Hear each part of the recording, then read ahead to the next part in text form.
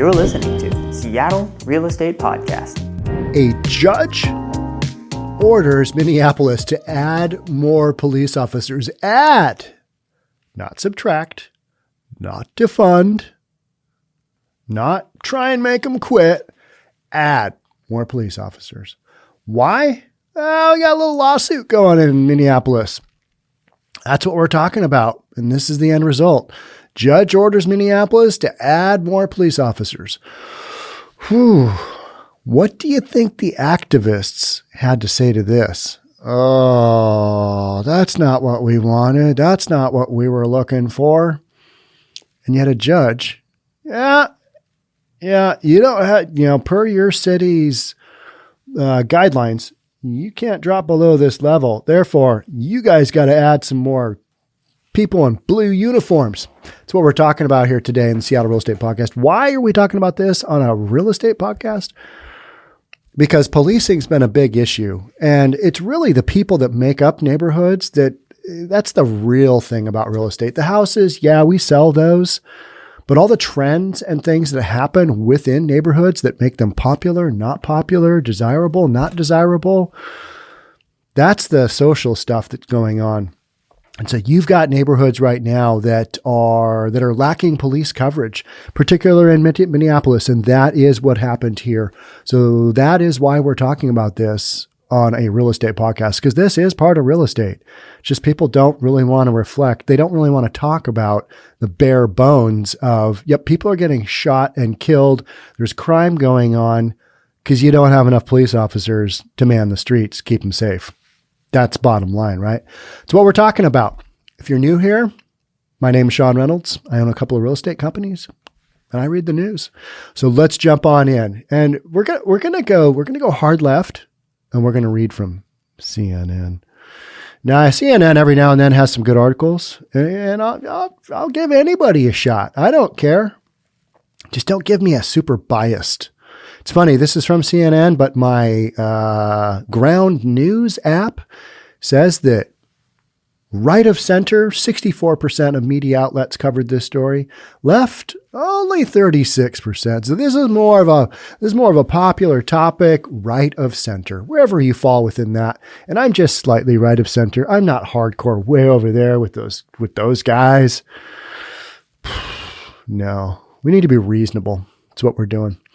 A Minneapolis judge is sided with residents who sued the city over police staffing levels, saying the mayor and city council failed to keep the adequate number of officers required by the municipal charter. Oh, not good. We dropped below the mandatory number of police officers within the city. Ugh. We have to do what? We have to add cops? Ooh. That's going to be a tough sell. All those people who said defund by 50%, they weren't really thinking through the ramifications of what that meant. And they also didn't understand that a lot of these cities, they have federal oversight. They might have a federal judge who is responsible for taking care of matters police related. And the Seattle City Council got in trouble last summer because they were looking at doing a little defunding. They wanted to defund the police, not a lot, but the oversight commissioner, judge, whatever it is, basically came out and said, hey, don't know what you guys are planning on doing, but you can't drop this violates the federal decree order, whatever that is, and just said, yeah. And so the city council's like, we so badly wanted to defund the police. That was our thing. We didn't really know what we're going to do after we defunded them. But, that was our game plan, because at Chop and Chaz, it said, defund the police by 50% now. That's what we're going to do. Now, Minneapolis, how quickly did that happen? 1 year? Now, basically 1 year. Come full circle. Defund the police to refund the police. Hennepin County Judge Jamie Anderson's order to add officers to the Minneapolis Police Department comes amid a citywide spike in violent crime and calls to defund the police after the May 20th death of George Floyd. Anderson's ruling, delivered on Thursday, said Mayor Jacob Frey and the council, in understaffing the police force, failed to perform an official duty clearly imposed by law. That's interesting, isn't it? Hey, there's stuff on the books in some of these cities indicating, yeah, you can't drop below a certain number. Defunding by 50% probably was never going to happen. Certainly wasn't going to happen here in Seattle. But what has happened is that they've made it so cops just don't want to be a cop in these cities. They just don't. So instead of defunding the police, cops are taking themselves out. I would like to retire. I'm going to take early retirement, whatever it is. I'm going to quit. I'm going to go work for another police force in a city that appreciates law and order. Unlike some of these cities who are like, oh, defund the police. We didn't know that there was a mandate to keep a required number of officers. Frey's office, in a statement, declined comment on the lawsuit, but said the mayor will continue working to increase officer staffing levels and supports recruiting more community-minded officers. You hear some of the stuff from these crazy politicians where they're like, oh, we support our police. Well, no, you didn't. You actually put them in a position where they don't really want to do their jobs anymore, and they're quitting and leaving your jurisdiction because of your actions. And so now you've got this other layer of increasing crime rates, and people are like, "Ooh, yeah, that whole defund the police thing, yeah, it's kind of corresponding to a rise in crime. This doesn't look good. Ooh, yeah, maybe we should just slide some police officers on in here. Maybe that's what we should do." Now, and it's never subtle. Has anybody recorded any cops at all? I don't know. I know other cities have, but they've had a strong track record of supporting, backing the blue. Whereas a lot of these cities are like, yeah, you can, we don't want you to, we don't like police. We think police are awful. We think they're evil. We think they're horrible. But when an issue comes up, I want to be able to dial 911 and have them rush to my aid. I mean, that really feels like that's the deal, right? When the bad man comes, you're going to call 911. You don't want an unarmed social worker, do you? You want a cop to show up with a gun and, uphold law and order. But that hasn't been the case in a lot of these cities because there hasn't been enough of the cops to come when the bad man calls. On April 10th, there were 743 city police officers with 92 on leave. We got a little blue flu going on. I mean, I don't know how many stories or how many emails I've had from police officers, and I totally get it. Yep, I'm using up my sick time because they've earned it.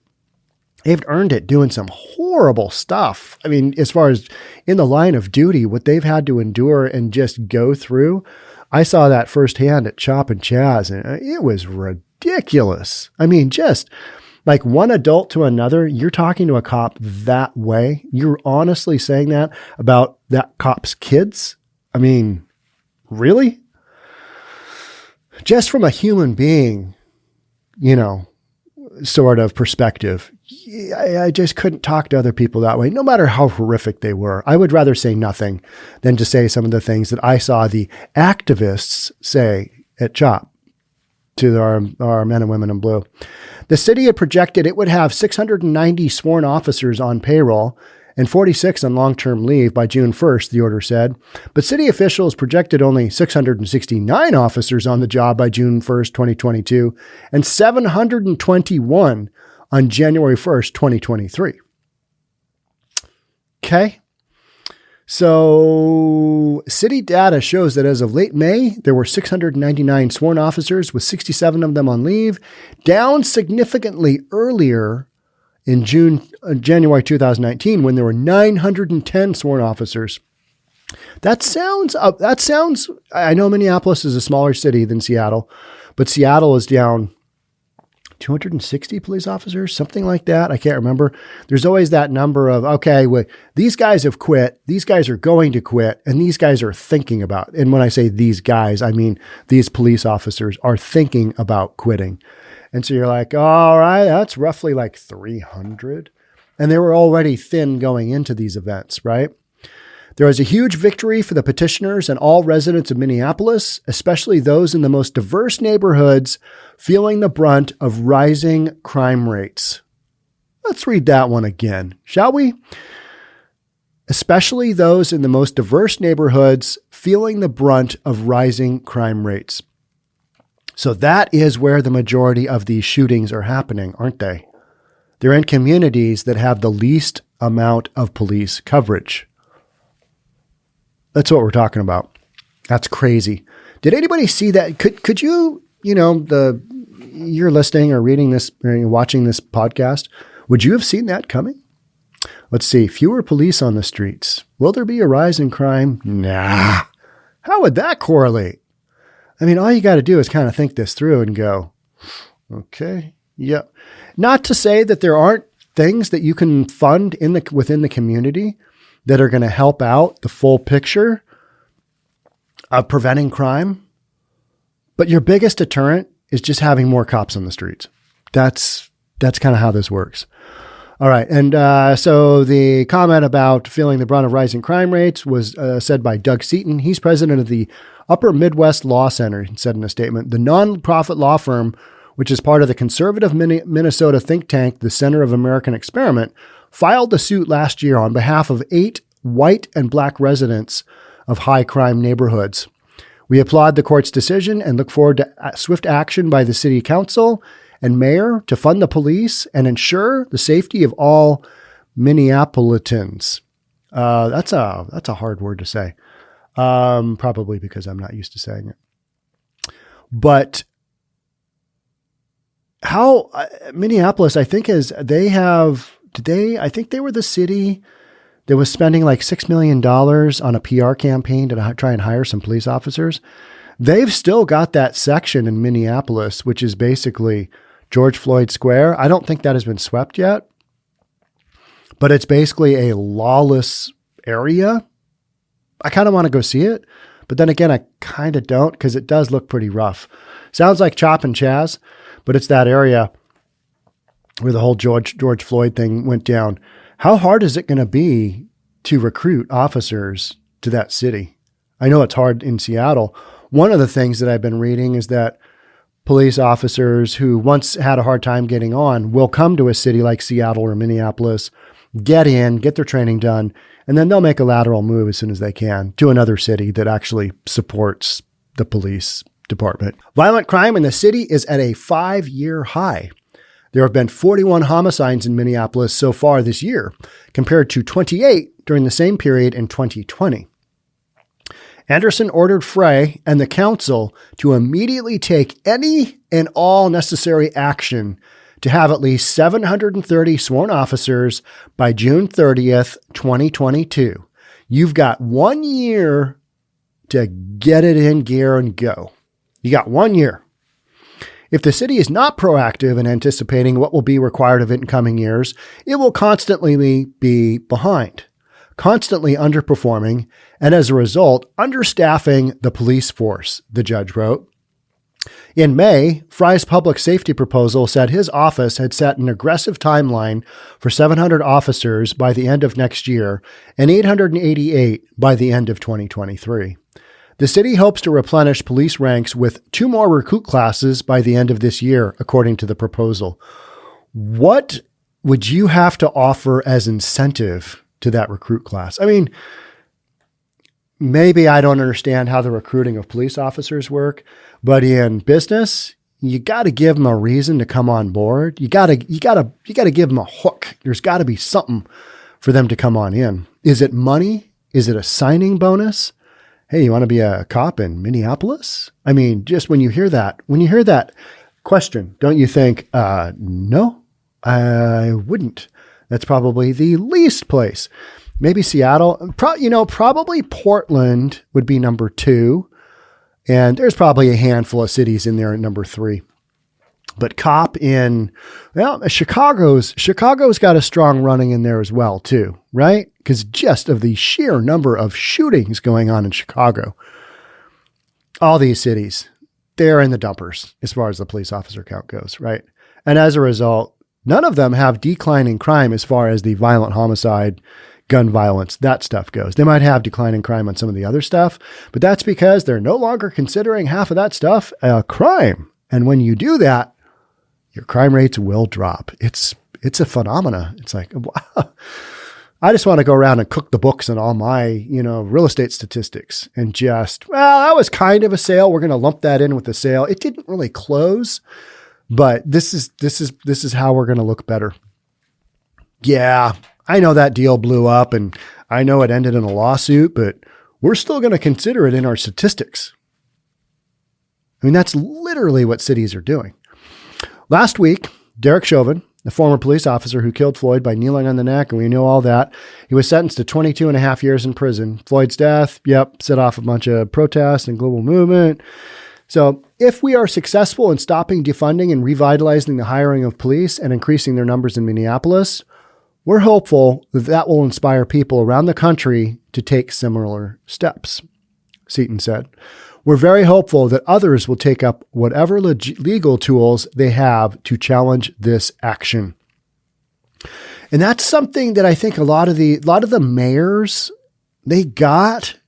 It's the crazy city councils, defund the police.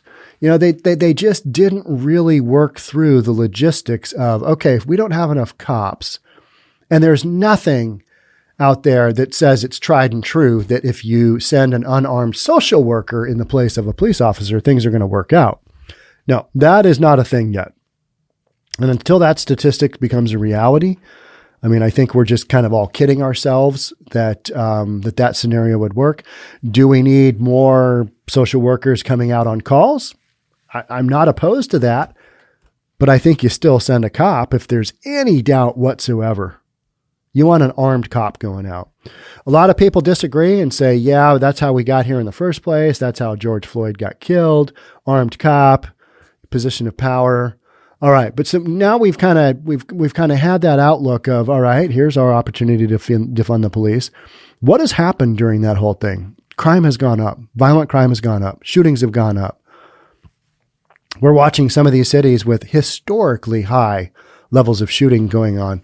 We've had that here in Seattle. It just feels like there's a shooting just about every day. And can this continue? If you follow on Chicago how their shootings are going, ooh, yeah, tricky. I mean, it's horrible.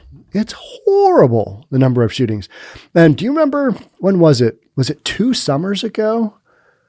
I think then President Trump was like, all right, if we need to quell the violence, I'll send the feds in. That was an old school move. Something bad happens, you send in the feds. You send in the National Guard.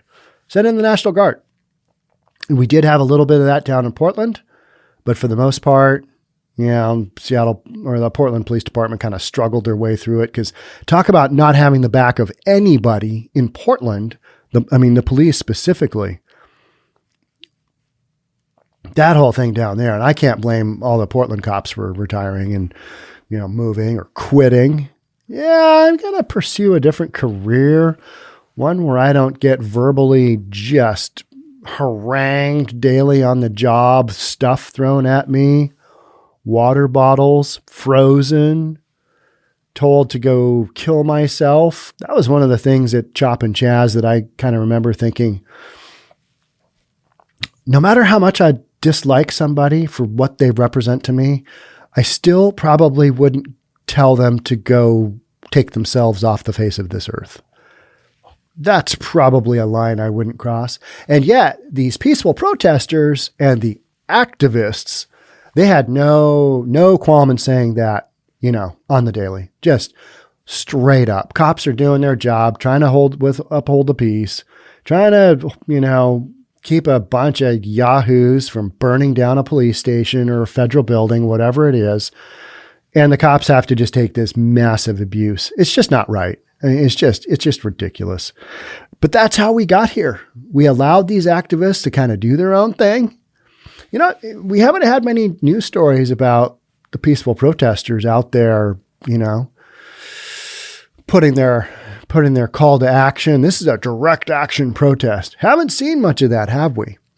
Did a memo go out that I missed? Did you guys get the memo? I don't know.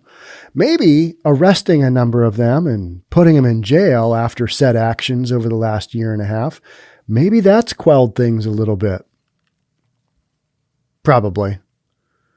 But we are just we're kind of in the heart of summer. Will we have some later this summer? I thought we'd have far more of the direct protests, but it seems like that is kind of quieting down. I haven't seen much out of Portland at all. If those protests are going on in any way, shape, or form, I have not seen much, and I keep a pretty close lookout on Portland. So if you guys see those stories, let me know. But I think we've kind of gone that full circle of, that whole defund the police thing. I mean, nobody's talking about it. And you will see statistics of, out of the 9 council members, 6 of them are not on board with defunding the police. And actually 2 think that we need to add some more police to the community. Something about safety and shootings and property crime and just stuff. Anybody who's reasonable, when that whole defund the police thing came out, you're like, what? What do you mean? And I think it initially started off with abolish the police, didn't it? Remember that? Get rid of the police entirely. All right. Let's see how that goes. Well, you know what? Why don't we try that in your city first? Because I'm just going to hold back. I'm more of a, not lead by example, but follow by example. So I'd like you to have that example in your city first. Oh yeah. Crime increasing. Okay. Maybe that social experiment didn't quite turn out the way that we thought it would. Yeah. Probably a no-go on the defunding the police. That's kind of exactly how, that's a massive exaggeration and oversimplification of what's happened in the past year, but that's literally what's happened.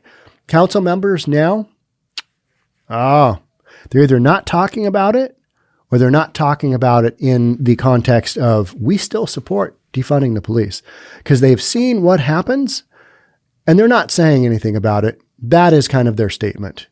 And their statement is, we're just going to let this one pass. We're going to let this one ride out as we do most all things. Yeah. Crazy, right? I mean, I think everybody that's reasonable kind of saw the whole defund the police thing and thought to themselves, all right, you take money away from the police, you cut their budget by 50%. What are you going to put that into that's going to deter crime? Yeah, really nothing that's, boots on the street, like really doing something. The community stuff is great, but it has to be part of the overall package, just like policing has to be part of the overall package. But to me, the real thing is if you don't have enough cops, there's going to be some consequences. And that is exactly what I think we are seeing right now. And one of the consequences, not the primary consequence for defunding the police, but increased crime, faux show. That is one of the things that has come from this. I just did a podcast on all the other things that kind of contributed over the last couple of years. A lot of it had to do with COVID and the shutdowns. People were, unhappy. They're just freaked out. Their lives are rocked. They know that if they commit a crime, odds are they've got a better chance of getting away with it now. Why wouldn't they do it? Look at how brazen the criminals have gotten in California, just running into Neiman Marcus, putting their hoods on and all that good stuff, and running out to their awaiting getaway cars with their, bags of stuff. The criminal down in, Target or CVS or Walgreens down in San Francisco. And the Neiman Marcus was also San Francisco. The drugstore in San Francisco where the guy just puts a whole bunch of stuff in a big black plastic sack, rides his bike out the front door. Does it get any more brazen than that? And then somebody sent me, a bunch of people sent me the comments of, I'd probably replace that security guard too. Because if you see that footage, the security guard makes just kind of a half-hearted attempt at reaching out and touching the bag, like he's going to take the bag back. But corporate policy is if there's a crime in progress, you let that stuff go. Your life You being killed as our employee is not worth it relative to the cost of goods stolen. But that cop, not the cop, the security guard, he's like, I got to do something. I can't just idly stand by. So he does this, just reaches out as the guy rides by on his bike. I'm just going to make an effort here. I'm just going to touch the bag. That's how ridiculous it's gotten in California because of that Proposition 47, I believe it is. If it's under $950, you get pretty much a hall pass and it's a misdemeanor. So that kind of just states right there, hey, come do some criming in California. Now Target's shutting down a bunch of stores. Didn't see that one coming. You know what I mean? So same thing with the whole defunding the police. If you don't really see what the resulting actions are going to be, it's like, wake up call. All right. So now you do. What do you think about that? You still going to ride that defund the police train? You're going to ride that defund the police bike? However you want to see it. I don't think so. I think that is now politically not the direction folks are going because it's with the whole crime thing, not good. And now Minneapolis, basically you got a year. Get your numbers up, folks. You need to make this the city safer. I don't know how they're going to do that. That's a couple of classes, I guess, of new recruits. And I knew, 6 months ago, maybe 4 months ago, they were literally, I think, spending $6 million putting out ad campaigns, trying to recruit new officers. I hope it works because the citizens of Minneapolis, they've been through a lot. And they deserve to have safety, just like in your town, if your town didn't defund the police. But there's that whole, you get what you paid for. And if you voted those politicians in that chose to do this stuff, maybe you need to think about that next time at the polls. Who do we have in office? What's their policy going to be? Do they support the police or not? That is something to consider, isn't it? Because until we have other things in place, if you're going to defund the police, you got to have a replacement for that that's a deterrent to crime. And if you don't consider that, then literally you get what you pay for. You deserve to have this happen to you. So that's where I'm at on this one. Glad to see Minneapolis kind of turning that corner as far as, all right, yeah, you got to hire some more cops. And for the rest of us, it's like, well, that makes sense. Saw that one coming from 100 miles away. As these developments continue and as other cities, I think, will step up and do the same thing. Cities that have been defunded and now they're scratching their head going, oh, that social experiment didn't go well. Maybe we should hire some more cops. Things aren't going all that great in our town. I will cover it for you right here in the Seattle Real Estate Podcast. All right. Thanks so much for being here. Thanks so much for being a part. Love to have you subscribe if you so see fit. We're doing this twice a day, Monday through Friday, once on Saturday and Sunday. So hit that notification bell so you get notified each time we have content coming out. Thanks again for being part of the Seattle Real Estate Podcast. I'll see you soon. Bye for now.